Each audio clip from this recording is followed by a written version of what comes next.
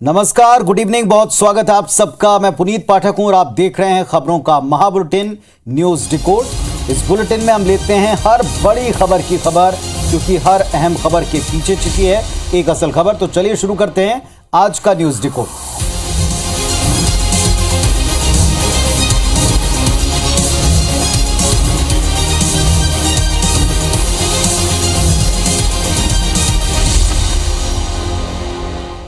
चलिए तो news decode की शुरुआत करते हैं एक बड़ी और अहम खबर के साथ। खबर पीएफआई से जुड़ी है।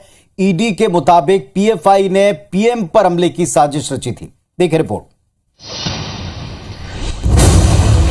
Popular Front of India PFI के खिलाफ हुई कार्रवाई के बाद से नए खुलासे हो रहे हैं। मामले में प्रवर्तन निदेशालय ने पीएफआई वर्कर शरीफ पायथे के रिमांड नोट में बड़ा दावा किया। ईडी ने कहा कि पटना में 12 जुलाई को प्रधानमंत्री की रैली में हमले की साजिश की गई थी, जिसके फंडिंग में शफीक पायथे भी शामिल थे।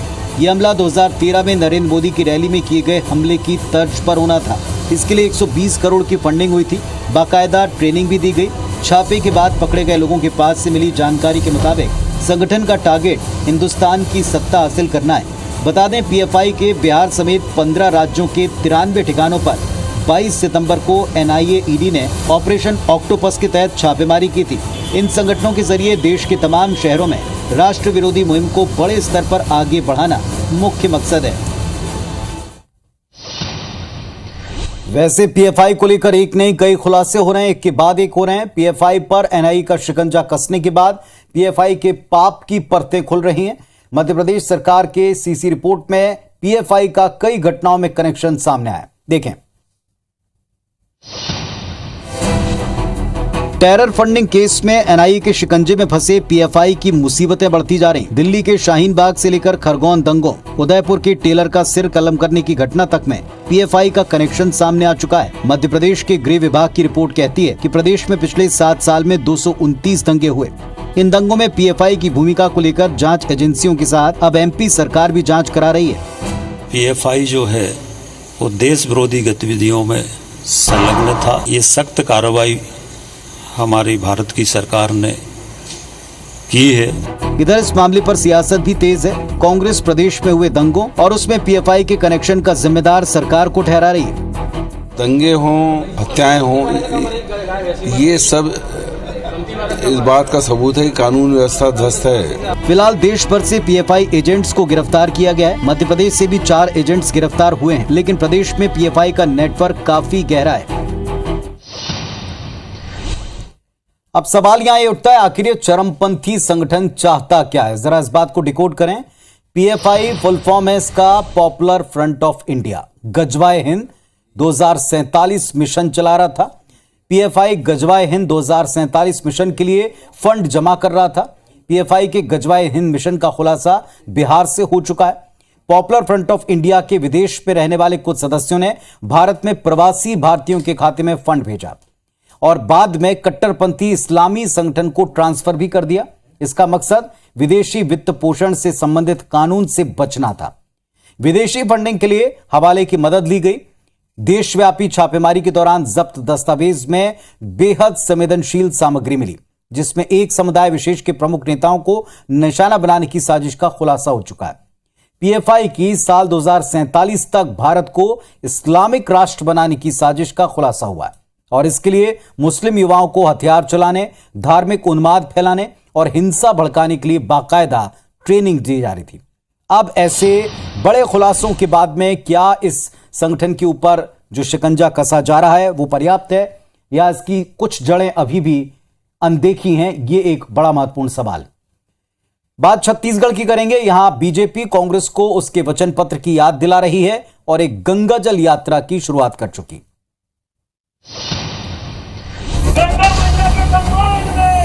छत्तीसगढ़ बीजेपी ने गंगा जल के सम्मान में भाजपा मैदान में के नारे के साथ कांग्रेस सरकार के खिलाफ अभियान की शुरुआत महासमुंद से कर दी है। अभियान के तहत महासमुंद के 246 बूथों से कलश में गंगा जल लेकर बीजेपी नेता सभास्थल पहुंचे। गंगा पूजन और आरती के बाद पूर्व मुख्यमंत्री रमन सिंह ने कांग्रेस सरकार पर वायदा खिलाफी के आरोप लगाए।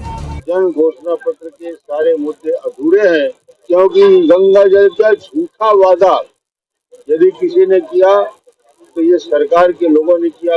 भाजपाई कलश यात्रा लेकर स्थानीय विधायक के निवास भी पहुंचे, जिस पर कांग्रेस विधायक ने महंगाई के मुद्दे पर हमला बोला। वहीं मंत्री अमरजीत भगत ने सभी वायदे पूरे करने की बात कही। उनको याद दिला रहे हैं कि जब से आप आए हैं तब से आप वादा से मुँह करते आए हैं। भूपेश बघेल जी ने लोगों से जो कमिटमेंट किया था उसको पूरा कर रहे हैं। सिरदर्द भी हो गया, डिसेंट्री भी हो गया, तमाम प्रकार की बीमारी एक साथ पकड़ ली। 2023 का घमासान शुरू हो चुका है। जनता के दरबार में वायदों का हिसाब दोनों पक्षों को ही देना होगा। अब वायदों के हिसाब में कौन कितना कच्चा पक्का ये जनता तय करेगी। फिलहाल एक और अभियान की बात कर लें। पदयात्रा को लेकर छत्तीसगढ़ में ही एक बार फिर से सियासत है। कांग्रेस प्रदेश अध्यक्ष मोहन मरकाम नवरात्रि पर 162 किलोमीटर की पदयात्रा करेंगे और इसके लिए बीजेपी प्रदेश अध्यक्ष को आमंत्रित किया है। क्यों किया है, देखें आप।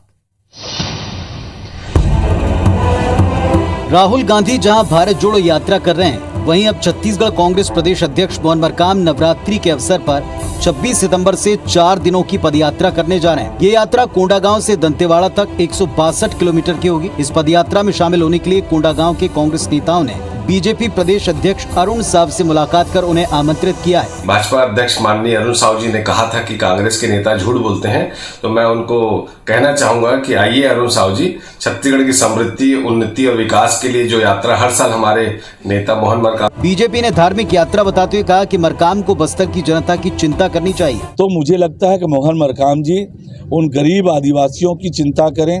बस्तर के लोग परेशान हैं, उनके सुख दुख की चिंता करें तो अच्छा रहेगा।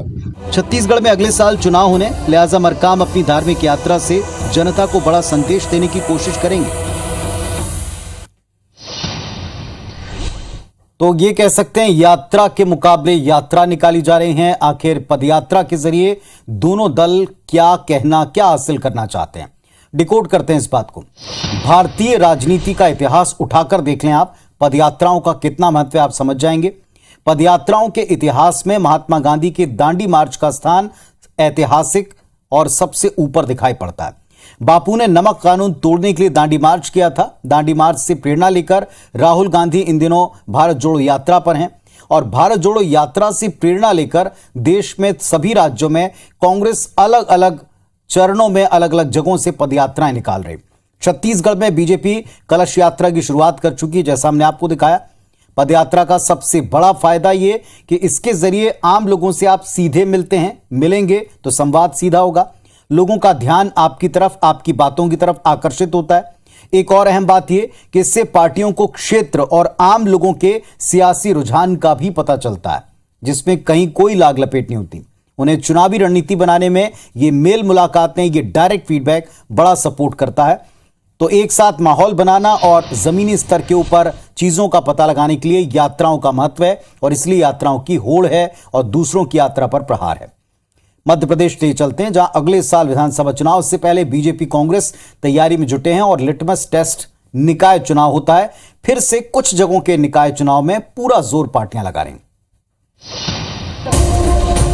एमपी में 18 जिलों के 46 नगरीय निकायों के चुनाव 27 सितंबर को होने, नतीजे 30 सितंबर को आएंगे। ये चुनाव स्थानीय स्तर के हैं, लेकिन इसका बड़ा असर होगा, इसीलिए दोनों दल अपना पूरा जोर लगा रहे हैं। सीएम शिवराज, वीडी शर्मा और कमलनाथ जैसे दिग्गज प्रचार में पसीना बहाते दिख रहे हैं। शिवराज और वीडी शर्मा जहां छिंदवाड़ा में कमलनाथ को चुनौती दे रहे हैं, तो वहीं कमलनाथ अपनी सभाओं में बीजेपी और सीएम को जमकर घेर रहे हैं। बीजेपी ने अपने रणनीतिकारों को मोर्चे पर तैनात कर दिया है। लोकतंत्र में हर चुनाव महत्वपूर्ण होता है, चाहे पार्षद हो चाहे सरपंच हो। ये एक तरह से पहली सीढ़ी हमारी होती है। बीजेपी की तरह कांग्रेस भी निकाय चुनाव में जीत के दावे कर रही है। स्वाभाविक है कि जब 2023 वर्ष चुनाव का है तो रिहर्सल मानकर ही चुनाव लड़ें। इसमें भारतीय जनता पार्टी और कांग्रेस दोनों शामिल हैं। कांग्रेस के पास ये चुनाव आखिरी मौके की तरह है, क्योंकि इनके नतीजे बताएंगे कि आदिवासी मतदाता किस दल के साथ हैं। तो एमपी में एक बार फिर निकाय चुनाव हैं और ये निकाय चुनाव क्यों हम कह रहे हैं कि बहुत खास हैं, इस बात को समझते हैं। अगले साल मध्य प्रदेश में विधानसभा चुनाव हैं 23 में, और इस विधानसभा चुनाव से पहले ये जो निकाय चुनाव हैं ये अंतिम चुनाव होगा। 18 जिलों में मात्र 46 निकायों में ये चुनाव हो रहा है, यानी कांग्रेस बीजेपी इस चुनाव में ये जानेंगे कि उनकी सियासी जमीन कितनी मजबूत है, सोच जनता की क्या है। विधानसभा चुनाव में इन चुनाव के नतीजों का असर देखने को मिलेगा नहीं मिलेगा, लेकिन इससे कहीं ज्यादा जनता का मन पता चलेगा। निकाय चुनाव के नतीजे से जनता के मूड को भांपकर दल अपने हिसाब से अपनी रणनीतियां, स्ट्रेटेजियां तय करेंगे। विधानसभा चुनाव का सेमीफाइनल निकाय चुनाव को कहा जा रहा है। यह बड़ा दिलचस्प होगा देखना कि निकाय चुनाव में जनता सरकार का साथ देती है या विपक्ष के मुद्दों को यकीन करके विपक्ष को मौका देती। चलिए देखेंगे, लेकिन इतना तय है कि कम वक्त में अपने इस पूरे प्रकरण में, अपने इस पूरे प्रचार में जनता के बीच जाकर दोनों दल टटोल रहे हैं कि 23 के लिए उनके लिए मैसेज क्या है। खबर कांग्रेस से जुड़ी है। कांग्रेस के राष्ट्रीय अध्यक्ष पद के चुनाव की प्रक्रिया आज से आखिरकार शुरू हो गई। कांग्रेस अध्यक्ष पद के लिए आज से नामांकन दाखिले की प्रक्रिया शुरू हो चुकी है। ये प्रोसेस 3 सितंबर तक चलेगी। 1 अक्टूबर को नॉमिनेशन की जांच की जाएगी और उसी दिन वैलिड कैंडिडेट्स की लिस्ट जारी होगी। उम्मीदवारी वापस लेने के लिए अंतिम तारीख 8 अक्टूबर है। अगर एक से अधिक कांग्रेस नेता नामांकन दाखिल करते हैं तो 17 अक्टूबर को वोटिंग होगी और 19 अक्टूबर को नतीजे आएंगे। कांग्रेस में अध्यक्ष पद के लिए आखिरी बार साल 2000 में चुनाव हुआ था। तब सोनिया गांधी के सामने जितेंद्र प्रसाद थे। सोनिया गांधी को करीब 7,448 वोट मिले थे, जबकि जितेंद्र प्रसाद को मात्र 94 वोट प्राप्त हुए थे। साल 2000 में सोनिया गांधी के अध्यक्ष बनने पर गांधी परिवार को कभी किसी से चुनौती नहीं मिली। तो अब एक बार फिर से परिवर्तन का दौर कांग्रेस में है और कांग्रेस के अगले अध्यक्ष पद के लिए चुनाव की प्रक्रिया शुरू हो गई। सवाल ये उठता है कि आजादी के बाद से अब तक कितने ऐसे अध्यक्ष रहे जो गांधी परिवार के नहीं थे, बाहर के थे। चलिए जरा इसको भी हम याद करते हैं, समझते हैं। आजादी के बाद से अभी तक 75 वर्षों में 41 साल कांग्रेस के अध्यक्ष नेहरू गांधी परिवार के लोग ही रहे। आजादी के बाद से अभी तक 13 अध्यक्ष गैर नेहरू गांधी परिवार से भी हुए। इन 13 अध्यक्षों ने कुल 35 साल कांग्रेस का नेतृत्व किया, कमान संभाली। जवाहरलाल नेहरू, इंदिरा गांधी, राजीव गांधी, सोनिया गांधी, राहुल गांधी ज्यादातर समय कांग्रेस को संभालते रहे अध्यक्ष के तौर पर और इनका संबंध गांधी नेहरू परिवार से है। वहीं जेबी कृपलानी, बी पट्टाभी सीतारमैया, पुरुषोत्तम दास टंडन और यूएन डेवर और इसके अलावा एन संजीव रेड्डी, के कामराज, एस निंजलिकपा, जगजीवन राम, शंकर दयाल शर्मा, डी के बरुआ, के बी रेड्डी, पीवी नरसिम्हा राव, सीताराम केसरी, ये कांग्रेस के वो लीडर्स रहे जो गांधी परिवार के नहीं लेकिन नेतृत्व किया पार्टी का। केसरी के बाद 24 साल से कांग्रेस की कमान गांधी परिवार के हाथों में और अब एक बार फिर ऐसा होगा जब गैर गांधी परिवार का कोई व्यक्ति, बिना नेहरू और गांधी परिवार की विरासत वाला व्यक्ति पार्टी को संभालेगा। लेकिन इसमें भी यह कहा जा रहा है कि असल ताकत उन्हीं के हाथ में रहेगी। कुछ ही दिनों में स्पष्ट हो जाएगा वो अगला चेहरा कौन।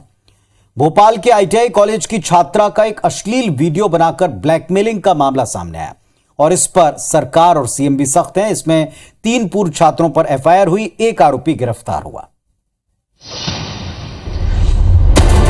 भोपाल के अशोका गार्डन थाना क्षेत्र स्थित आईटीआई कॉलेज की छात्रा का अश्लील वीडियो बनाकर ब्लैकमेल करने का मामला सामने आया है। पिपलानी थाना पुलिस ने इस मामले में आईटीआई कॉलेज में पढ़ने वाले 3 पूर्व छात्रों के खिलाफ एफआईआर दर्ज की। भोपाल में आईटीआई कॉलेज के एमएमएस कांड पर सीएम ने आपात बैठक लेकर दोषियों पर कड़ी कार्रवाई के निर्देश दिए हैं। मामले में आज एमएमएस कांड के एक आरोपी खुशबू ठाकुर की गिरफ्तारी हुई है। फरियादी लड़की ने ये बताया है कि 3 एक्स स्टूडेंट हैं जो आरोपी हैं इसमें, उन्होंने लड़की के आईटीआई जो इंस्टीट्यूट है वहाँ पर कपड़े बदलते समय उसका वीडियो बनाया है और इसमें एक आरोपी पकड़ा भी गया है और जिस आरोपी को पकड़ा है वो पैसा जो उसके एवज में मांगा गया था वीडियो के, वो उसी के मोबाइल में ट्रांसफ़र हुआ था। वो दोनों अभी फरार हैं, उनके लिए टीम लगा दी गई है और होपफुली उनको जल्दी पकड़ ली। आरोपी खुशबू ठाकुर ने पीड़िता को ब्लैकमेल कर पैसे भी लिए। हालांकि 2 अन्य आरोपी अयान खान और राहुल यादव अब भी फरार है। बताया जाता है कि इन्हीं फरार आरोपियों के पास वीडियो है। तो भोपाल में चंडीगढ़ की तर्ज के ऊपर एक एमएमएस कांड का खुलासा हो चुका है। क्या समानता है भोपाल और चंडीगढ़ एमएमएस कांड में, जरा इस बात को भी समझते हैं। चंडीगढ़ एमएमएस कांड में 3 आरोपी थे और भोपाल में एमएमएस कांड में यहां भी 3 आरोपी सामने आए। चंडीगढ़ में यूनिवर्सिटी के हॉस्टल के बाथरूम में लड़कियों का एमएमएस बनाया गया। भोपाल में भी आईटीआई के वॉशरूम में बाथरूम के दौरान वहां एमएमएस बनाया गया। चंडीगढ़ में 3 आरोपियों में से 2 लड़के 1 लड़की थी। भोपाल में 3 आरोपियों में 2 लड़के और 1 लड़की। चंडीगढ़ एमएमएस कांड में सबसे पहले आरोपी लड़की की गिरफ्तारी हुई, ठीक वैसे ही भोपाल में भी पहले लड़की गिरफ्तार हुई है। बहरहाल अब ये उम्मीद की जा रही कि फरार 2 आरोपी जल्द से जल्द पकड़ में आए, क्योंकि बताया जाता है कि जिस वीडियो के आधार पर ब्लैकमेल किया जा रहा था वो इन्हीं 2 फरार आरोपियों के पास में है।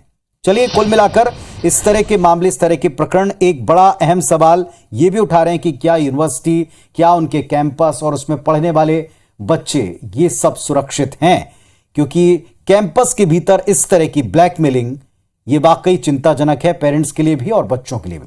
अगली खबर आपको जरूर हैरान करेगी। आपने मिस्र वाली मम्मी के बारे में जरूर सुना होगा, लेकिन आज हम आपको कानपुर की एक मम्मी की खबर बता रहे हैं। देखें आप। तस्वीर धुंधली है क्योंकि तस्वीर एक लाश की है, इसलिए हम आपको साफ साफ नहीं दिखा रहे। कहानी ये कि कानपुर में एक परिवार 1.5 साल तक एक लाश के साथ रहा। 35 साल के आयकर अधिकारी विमलेश सोनकर की कोरोना की दूसरी लहर में 22 अप्रैल 2021 को मौत हो गई थी। अस्पताल ने डेथ सर्टिफिकेट भी जारी कर दिया, लेकिन परिवार को लग रहा था कि विमलेश मरा नहीं है, वो कोमा में है। रावतपुर के कृष्णापुरी इलाके में विमलेश का संयुक्त परिवार रहता है। 2 भाई, उनकी पत्नियां, बच्चे, माता पिता एक ही घर में रहते हैं। यानी जहां पर इस लाश को रखा गया उस घर में 10 से ज्यादा मेंबर्स रहते हैं। ये इन्होंने दिया है, ये इन्होंने भर्ती कराया, अपने घर वालों ने भर्ती कराया होगा, वो सर्टिफिकेट इन्होंने हमको दिया है।